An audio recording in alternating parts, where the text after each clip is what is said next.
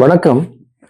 இன்னைக்கு ராசி பலன் பத்தி நாம பாக்குறதுக்கு முன்னாடி நான் சில விஷயங்களை சொல்லணும். எப்படின்னா, இப்ப பாருங்க, நிறைய பேருக்கு birth time, birth place, birth date சரியா இருக்காது. தப்பா இருக்கும். அந்த டைம்ல நம்ம ப்ரெடிக்ஷன்ஸ் தப்பாயிடலாம். அதுக்காக இந்த கை ரேகையும் ஜாதகம் ரெண்டுமே நாம கம்பைன் பண்ணி பார்க்கணும். ஸோ இது எப்படி பார்க்கறது? ஜாதகம் மாதிரியே நம்ம கையிலே கூட ராசிகள் இருக்கு, கிரகங்கள் இருக்கு, இந்த லைன்ஸ் இருக்கு. இப்போ இந்த கைரேகையை பார்த்து ஜாதகம் எழுதுவாங்க. ஸோ அந்த மாதிரி எல்லாம் இருக்கு. ரெண்டு விஷயம் ரெண்டு இடத்துலயும் கூட ஒரே மாதிரி ப்ரெடிக்ஷன் சொல்லணும். இப்போ திருமணம்னா இங்க ஜாதகத்திலேயே தசா பீரியட்ல நவாம்ச குண்டல இது கன்ஃபார்ம் ஆனதுக்கு அப்புறம் கைரேகையிலும் கூட அந்த சுக்கிர ரேகை, அந்த திருமண சம்பந்தப்பட்ட லைன்ஸ் எல்லாமே கரெக்டா அந்த ஏஜுக்கு டச் ஆகணும்.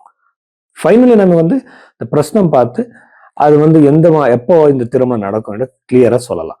அதனால நீங்க இந்த கைரேகையும் ஜாதகம் ரெண்டுமே கம்பைன் பண்ணி பார்க்கறதுக்காக பைரவி ஹாஸ்டல்ல நீங்க கன்சல்டேஷன் புக் பண்ணலாம். இங்க ப்ரெடிக்ஷன் எப்பவுமே ரொம்ப கிளியரா இருக்கும். ரிஷப ராசி 2026 ஜூலை இந்த வாரத்துல இந்த ரிஷபராசியில பிறந்தவருக்கு என்னென்ன பாசிட்டிவ் நெகட்டிவ் இருக்குன்னுட்டு நம்ம பார்க்கலாம். ஃபர்ஸ்ட் செவ்வாய் ராசியில இருக்கிறது ராசியாதிபதி சதுர்த்த பாவத்துக்கு போறது அது கேது கூட இருக்கிறது. இதெல்லாம் எப்படின்னா 12th 7th இருக்கிறது ராசியில யூசுவல்ல திருமணம் நடக்கும். யூசுவலா இந்த ராசியில பிறந்திருக்கிற பெண்களுக்கு சீக்கிரமா திருமணம் நடக்கும். அதுக்கப்புறம் ரொம்ப சீக்கிரமா நடந்துடும் திருமணம். ரொம்ப சீக்கிரமா நடந்துடும். என்கேஜ்மெண்ட் ஆயிடுச்சு, உடனே கல்யாணம், இந்த மாதிரி எல்லாம் சான்சஸ் இருக்கு. நிறைய பேருக்கு நான் பார்த்துருக்கேன். அதுக்கப்புறம் ராஷ்யாதிபதியான சுக்கிரன் சதுர்த்த ஸ்தானத்தில் இருக்கிற கேது கூட இருக்கிறது யூஸ்வலா வெஹிக்கிள் ரிப்பேரு, இந்த வீடு ரிப்பேரி பண்றது, நீங்க இருக்கிற ஆஃபீஸை ரிப்பேரி பண்றது, இந்த மாதிரி எல்லாம் இருக்கும் இந்த டைம் பீரியட்ல. ஸோ அந்த ரிப்பேர்ஸ் வந்துடும் கேது இருக்கிறதுனால. சில பேர் வீடு சேஞ்ச் பண்ணுவாங்க, இருக்கிற இடம் சேஞ்ச் பண்ணுவாங்க. அவருக்கு வாஸ்துபடி பிரச்சனை இருக்கிற வீடு, நெகட்டிவ் எனர்ஜி இருக்கிற வீடு அமைகிற சான்ஸ் இருக்கும். எதுக்குன்னா கேது என்றாலே அது நெகட்டிவான ஒரு எனர்ஜி. அது சதுர்த்த பாவத்தில் இருக்கக்கூடாது. நீங்க பிறந்த ஜாதகத்துல அப்படி ஏதாவது கேதுவோட கனெக்ஷன் 4th house இருந்துச்சுன்னா நீங்க கண்டிப்பா நெகட்டிவ் ஒரு நார்த், எஸ்பெஷலி நார்த் கட் ஆயிருக்கும். அங்க ஏதாவது பிரச்சனை இருக்கும். அது சரி பண்ணலாம். ஆனா யூஸ்வலா அது அந்த மாதிரி பிளேஸ்களை அட்ராக்ட் ஆகும். ஸோ இது கேது இருக்கிறதுனால. அதுக்கப்புறம் வெஹிக்கிள்ஸ் ரிப்பேரி, வெஹிக்கிள்ஸ் பழுசான வெஹிக்கிள் வாங்குறது, மறுபடியும் பிரச்சனை வர்றது, இந்த மாதிரி எல்லாம் இருக்கு. ஜாகிரதை இருங்க.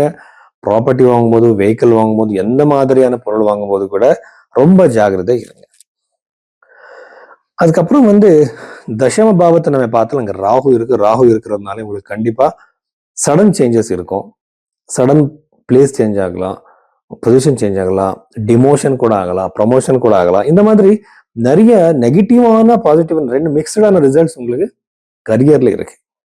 ஆனால் எஸ்பெஷலி நான் பார்த்தபடி வெளிநாட்டு ஜாபுக்காக ஃபாரின் ரிலேட்டட் ஜாப்ஸ், ஃபாரினுக்கு சம்மந்தப்பட்ட பிஸ்னஸஸ், இப்போ ஃபாரின்னா எக்ஸாக்டா நம்ம ஃபாரின் எடுத்துக்க கூடாது. வேற ஸ்டேட் ஆயிருக்கலாம், வேற பிளேஸ் ஆயிருக்கலாம், வேற டிஸ்ட்ரிக்ட் ஆயிருக்கலாம்.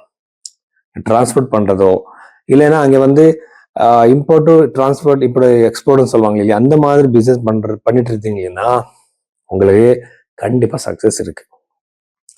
திருமண வாழ்க்கை நல்லா இருக்கும். பஞ்சமஸ்தானம் நல்லா இருக்கிறதுனால கண்டிப்பா குழந்தை யோகம், சந்தான யோகம் இருக்கு. உங்க குழந்தைகள் எக்ஸாம்ஸ்ல நிறைய ரொம்ப சக்சஸ்ஃபுல்லா இருப்பாங்க. அவரோட திருமணம் நடக்கிற சான்ஸ் இருக்கு. உங்க குழந்தைகளோட திருமணத்தை நீங்க பார்ப்பீங்க. அவருக்கு சந்தான யோகம் இருக்கு. இந்த மாதிரி நிறைய பாசிட்டிவ் விஷயங்கள் இருக்கு. ஒரு உயரமான ஒரு பிளேஸ் ஒரு கோவிலுக்கு நீங்க விசிட் கொடுப்பீங்க. அந்த மாதிரி பாசிபிலிட்டிஸ் இந்த வாரத்துல இருக்கு.